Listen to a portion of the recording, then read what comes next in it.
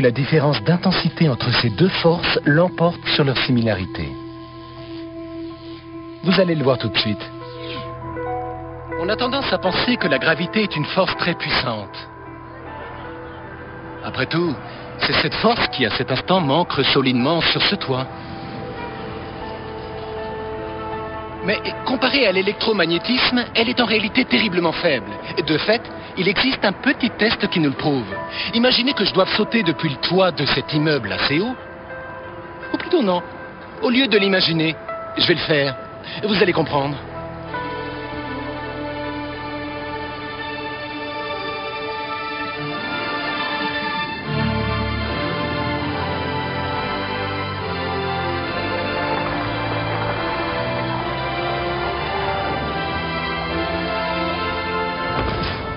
Alors, bien sûr, j'aurais dû normalement m'écraser, mais la véritable question est de savoir qu'est-ce qui m'a empêché de traverser le trottoir et de descendre tout droit jusqu'au centre de la Terre.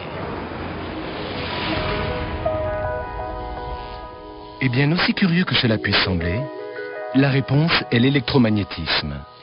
Tout ce que nous voyons, de vous et moi jusqu'au trottoir, est constitué de petits éléments de matière appelés des atomes.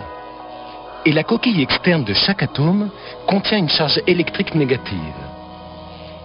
Si bien que quand mes atomes entrent en collision avec ceux du ciment, ces charges électriques se repoussent avec une telle force qu'un petit morceau de trottoir peut résister à toute la gravité terrestre et arrêter ma chute. En réalité, la force électromagnétique est des milliards et des milliards de fois plus puissante que la gravité. C'est un peu surprenant parce que la gravité maintient nos pieds au sol et fait tourner la Terre autour du Soleil. Mais en fait, elle parvient à le faire uniquement parce qu'elle agit sur de gigantesques conglomérats de matière. Vous, moi, la Terre, le Soleil.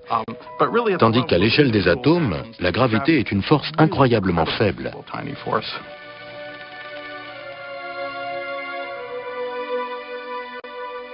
Einstein va donc s'acharner à essayer d'unifier ces deux forces d'intensité considérablement différentes. Et hélas pour lui, à peine s'est-il attelé à la tâche que d'immenses bouleversements dans le monde de la physique vont le laisser loin derrière. Einstein avait obtenu de tels résultats avant 1920 qu'il pensait tout naturellement pouvoir continuer à utiliser les mêmes jeux théoriques avec le même succès. Mais ce n'était pas le cas.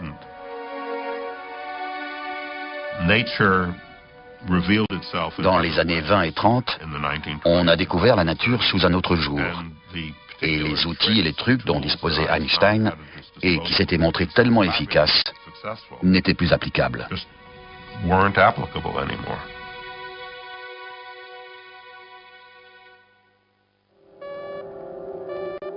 En effet, dans les années 20, un groupe de jeunes scientifiques vole la vedette à Einstein avec une manière nouvelle et très excentrique de penser la physique. Leur vision de l'univers est tellement insolite qu'elle relègue la science-fiction au rang de pâle copie et ébranle la quête d'unification d'Einstein. Unification. Unification. Conduits par le physicien danois Niels Bohr, ces scientifiques découvrent une facette entièrement nouvelle de l'univers. Les atomes, longtemps considérés comme les plus petits éléments de la nature, s'avèrent constitués de particules encore plus petites. Le noyau désormais familier de protons et de neutrons, autour duquel gravitent des électrons. Or, les théories d'Einstein et de Maxwell ne peuvent expliquer la façon bizarre dont ces petits bouts de matière interagissent les uns avec les autres à l'intérieur de l'atome. Il y avait un grand mystère autour de ça. Tout ce qui arrivait au noyau, tandis qu'on commençait à disséquer l'atome de différentes manières. Et les vieilles théories étaient totalement impuissantes à l'expliquer. La gravité ne s'appliquait pas, elle était beaucoup trop faible, et l'électricité et le magnétisme ne suffisaient pas.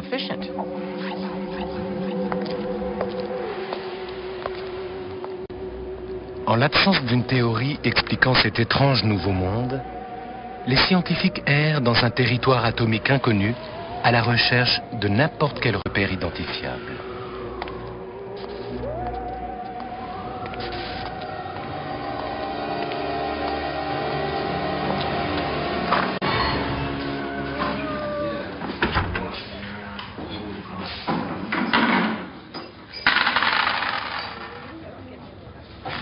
Et puis, vers la fin des années 20, tout cela va changer. C'est une période où les physiciens développent une nouvelle théorie appelée la mécanique quantique. Une théorie capable de décrire le monde microscopique avec beaucoup de succès. Mais voilà le problème. La mécanique quantique est une théorie radicale qui va soudain complètement pulvériser nos précédentes façons de considérer l'univers. Les théories d'Einstein présupposent un univers organisé et prévisible.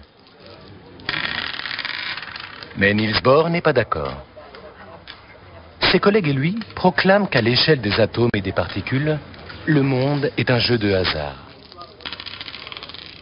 Au niveau atomique ou quantique, c'est le règne de l'incertitude. Le mieux qu'on puisse faire, d'après la mécanique quantique, c'est de prédire les chances ou probabilités d'avoir un résultat plutôt qu'un autre. Et cette idée singulière, merci, donne naissance à une vision inédite et troublante de la réalité.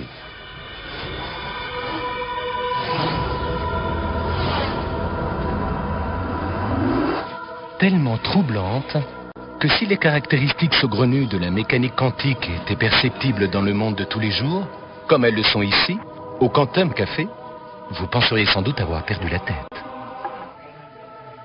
Pendant presque 80 ans, la mécanique quantique a affirmé avec succès que le bizarre et l'étrange étaient typiques de la façon dont notre univers se comporte à des échelles infiniment petites. À l'échelle de la vie quotidienne, nous ne ressentons pas directement l'étrangeté de la mécanique quantique. Mais ici, au Quantum Café, même les choses du quotidien se comportent parfois comme si elles étaient des choses microscopiques, elles aussi. Et j'ai beau venir régulièrement dans ce bar, je n'arriverai jamais à m'y habituer. Un jus d'orange, s'il vous plaît. Je vais essayer. Elle dit qu'elle va essayer. Et oui, ils n'ont pas l'habitude d'avoir des commandes précises comme un jus d'orange ici, au Quantum Café, parce qu'ici, tout est toujours régi par le hasard. Bien que je veuille un jus d'orange, il n'y a qu'une petite probabilité que j'en obtienne un, en fait.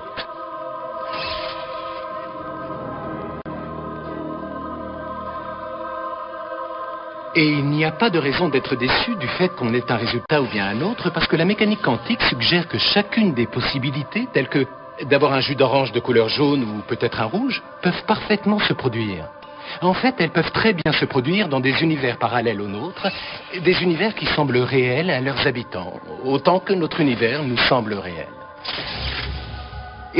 S'il y a 1000 possibilités et que la mécanique quantique ne peut pas dire avec certitude laquelle ce sera, alors les 1000 se réaliseront. Vous pouvez rire et dire c'est forcément faux. Mais il y a beaucoup d'autres choses en physique qui semblaient fausses à l'époque où on les a trouvées et qui ne l'étaient pas. Il faut être prudent avant de dire c'est forcément faux. Et même dans notre propre univers, pour la mécanique quantique, il y a une chance que des choses qu'on pense habituellement impossibles puissent en fait se produire. Ainsi, il existe une possibilité que des particules traversent un mur ou une barrière que vous et moi considérons comme impénétrable. Il y a même une chance que j'arrive à passer à travers un élément solide comme un mur. Et cela dit, tous les calculs quantiques nous montrent bien que la probabilité qu'une chose pareille se produise dans le monde de tous les jours est tellement mince que je devrais continuer à foncer encore dans ce mur pendant presque une éternité pour avoir une chance raisonnable d'y arriver. Mais ici, ce genre de choses arrive, presque à tout moment. Il faut apprendre à oublier les idées reçues sur le monde pour comprendre la mécanique quantique. Au fond de moi, est-ce que j'ai l'impression de comprendre profondément et instinctivement la mécanique quantique? Non. Et Einstein non plus. Il restera jusqu'au bout convaincu que l'univers se comporte de façon sûre et prévisible.